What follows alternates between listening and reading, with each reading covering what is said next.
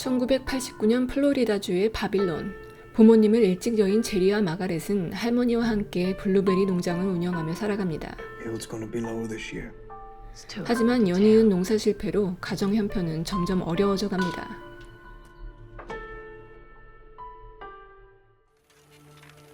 마가렛은 마을 사람들의 사랑을 받는 16살 소녀입니다. 자전거를 타고 학교 선생님을 도우러 나왔다 집으로 향하던 마가렛은 갑자기 쏟아지는 폭우에 서둘러 달려갑니다.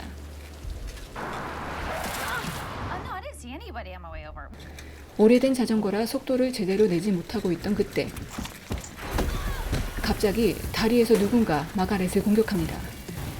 검은 가면을 쓴 괴한은 힘없는 이 소녀의 목을 무자비하게 조릅니다. 차 한 대가 다가오는 것을 본 괴한은 그녀를 강물로 던지고 같이 뛰어듭니다. 괴한은 그렇게 소녀를 자전거에 꽁꽁 묶어 강물 속에서 죽이고 맙니다. 보름달이 뜬 그날 밤, 커다란 뱀 한 마리가 마가렛의 죽은 몸속으로 들어갑니다. 마가렛을 밤새 기다리다 깜빡 잠이 들었던 할머니. 그녀는 돌아오지 않았습니다. 하지만 보안관은 이 일을 대수롭지 않게 생각하고 집에 가서 기다리라는 말만 할 뿐입니다. 엎친 데 덮친 격으로 라킨 가족은 대출금 문제로 마을의 은행장 네이든을 만나러 갑니다. 라킨 가족의 사정을 알고 있지만 냉정하게 밀린 대금을 갚아야 한다고 압박을 합니다. 한편 마가렛의 행방을 묻기 위해 학교를 찾은 보안관은 학교 선생인 워렌이 마가렛의 마지막 목격자임을 알게 됩니다. 농장 근처 강으로 낚시를 나온 마을 주민, 그리고 그의 낚싯바늘에 마가렛의 자전거와 그의 묶인 시체가 떠오르게 됩니다.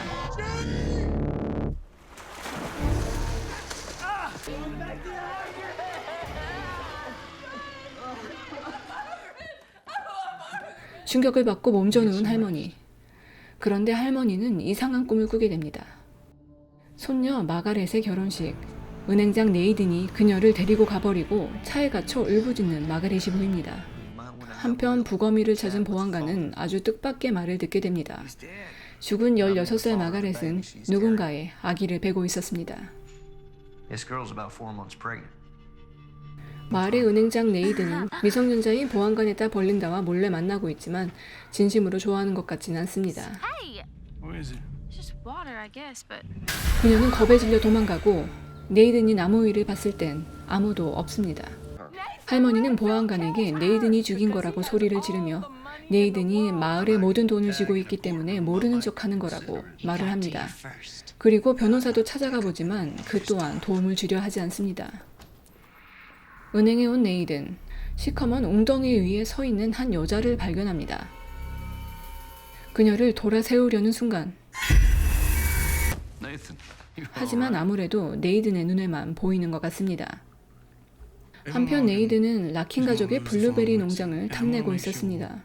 개발을 위해 주변 땅을 사들이는 큰 회사에게 팔아 큰 돈을 남기려는 계획이었습니다. 집으로 돌아가던 네이든은 도로에서 이상한 광경을 보게 됩니다.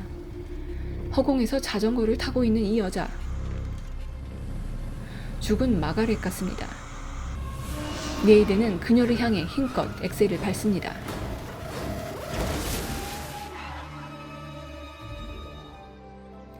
제리와 할머니는 먼 도시에 있는 한 변호사를 만나러 갑니다. 그리고 그는 어려운 형편의 그들의 사정을 이해하고 무료로 사건을 도와주기로 합니다. 계속해서 헛것이 보이는 네이든은 괴로워하고 뭔가 결심한 듯합니다. 변호사를 만나고 집으로 돌아오던 제리와 할머니. 그들의 차 앞으로 누군가 급하게 뛰어듭니다. 제리가 차를 세우고 내리자 도망가 버리는 수상한 남자. 그런데 제리의 뒤로 누군가 다가서고 이자는 제리의 목을 사정없이 베어버리고 맙니다. 곧이어 할머니까지 죽여버리는 이 잔인한 괴한. 마가렛에 이어 가족을 몰살시킨 이 괴한은 바로 네이든이 맞았습니다. 죽은 두 사람을 태운 차를 호수에 밀어버립니다. 하지만 칼을 깜빡하고 차에 뒀던 네이든은 서둘러 빼지만 그만 문에 걸려 부러지고 맙니다. 다음날 아침 라킨 집에 찾아간 보안관은 아무도 없는 것을 이상하게 여기고 그곳에서 다시 한번 워렌을 만납니다. 사실 워렌은 변호사를 소개시켜준 사람이었고 라킨 가족과 연락이 되지 않아 집에 찾아와 본 것입니다. 하지만 이 학교 선생에 대한 보안관의 의심은 점점 커져만 갑니다. 그리고 이것을 알고 있는 네이드는 워렌을 범인으로 몰기로 작정하고 부러진 칼을 그의 차 트렁크에 몰래 둡니다. 그리고 보안관을 자신의 집으로 불러 워렌에 대한 거짓말을 늘어놓기 시작합니다. 보안관의 딸 벌린다를 보기 위해 자신의 집 주변을 얼쩡거렸고 그가 왔던 날 자신의 집에서 일본 칼 하나가 없어졌다고 말입니다.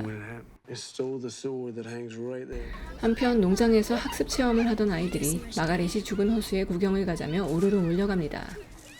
그리고 그곳에서 아이들은 떠오른 제리의 머리를 발견하게 됩니다. 그렇게 찾게 된 차와 시체, 부러진 칼.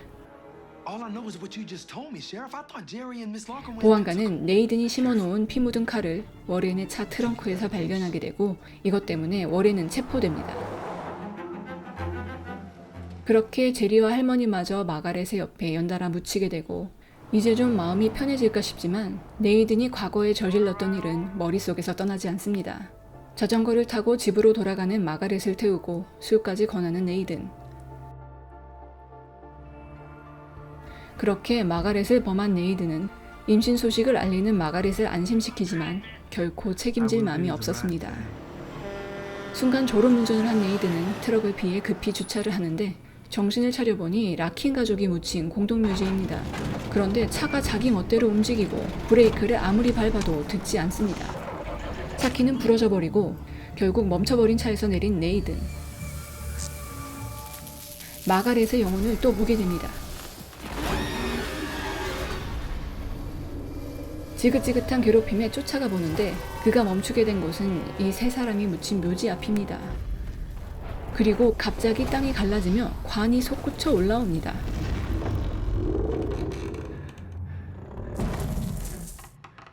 관은 폭발해버리고 이에 도망치는 에이든. 하지만 그의 앞에는 기괴한 형상의 할머니 귀신이 기다리고 있습니다.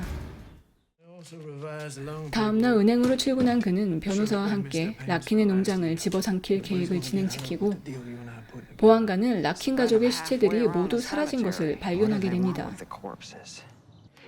변호사의 부인과 함께 식사를 하는 네이든. 그런데 원혼들이 그를 가만히 둘 리 없습니다.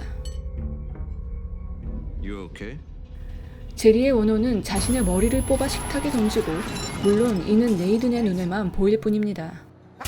이에 잔뜩 겁에 질린 네이든은 괜찮냐고 물어보는 여자 직원을 무자비하게 폭행하고 식당 밖으로 뛰쳐나갑니다. 더 이상 견딜 수가 없는 네이든은 동생과 함께 잠시 마을을 떠나 있을 계획을 세웁니다.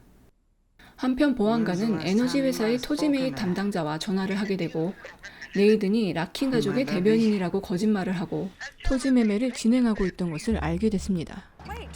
그리고 네이든의 친구 변호사 또한 그를 의심하기 시작합니다.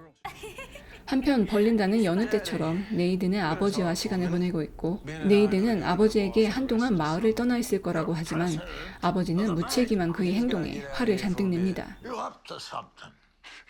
그의 행동이 어딘가 수상하다고 생각한 아버지는 너에게는 단돈 한 푼도 줄 수 없다는 말을 하고 이에 네이든은 아버지의 유서를 대신 쓰고 아버지를 총으로 살해할 계획을 세웁니다.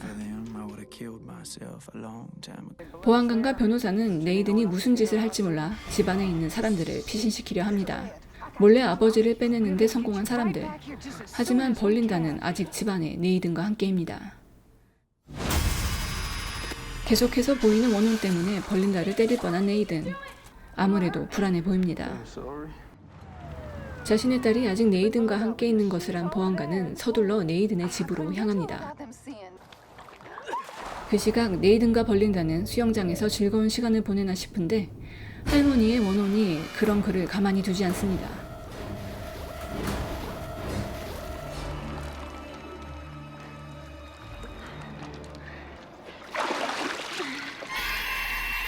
벌린다가 할머니라고 생각한 네이든은 그만 벽돌로 그녀를 내리치고 이를 보고 놀란 네이든의 동생. 하지만 네이든의 눈에는 동생이 죽은 제리의 모습으로 보여집니다. 결국 자신의 손으로 동생을 끔찍하게 죽이고 맙니다. 정신을 차려보니 자신이 저지른 일들이 보이고 이에 급하게 도망을 가기 시작합니다.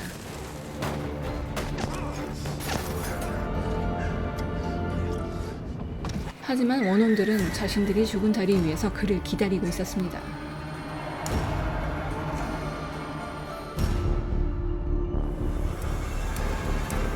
아무리 달리고 또 달려도 다시 그 다리.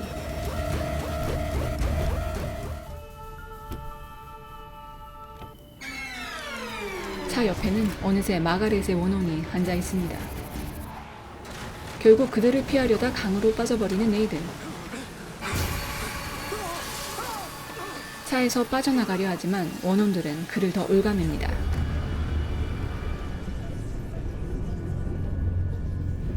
다음날 경찰들은 그의 차를 강물에서 건져냅니다.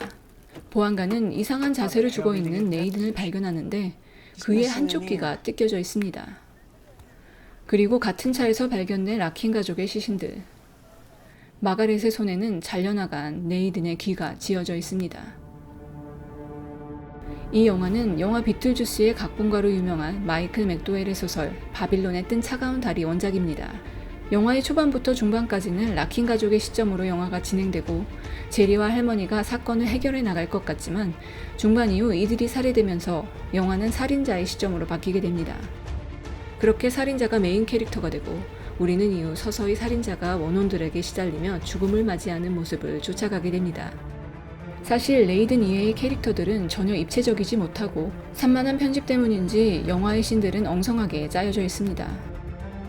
그럼에도 불구하고 나름 명확한 스토리와 예상치 못했던 아날로그 귀신들의 향연으로 신선한 충격을 준 공포영화 콜드문이었습니다.